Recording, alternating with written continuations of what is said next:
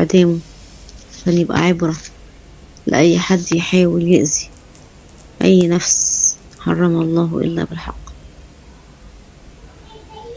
خصوصا إذا كان حد بريء زي ابني ملوش أي ذنب في أي حاجة غير إنه داخل خناقة ما بين حد عشان خاطر يفك بينهم الشجار، أو عشان خاطر يقول كلمة حلوة تخليهم يصطلحوا على بعض.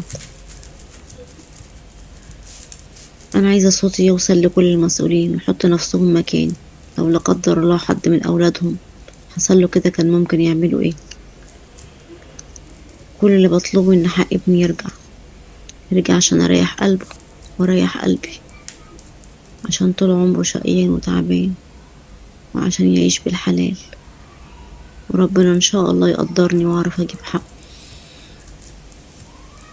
وبدعي ربنا إن شاء الله إنه يرزقني يا رب بعمره أو هبها لي عشان تكون في ميزان حسناته.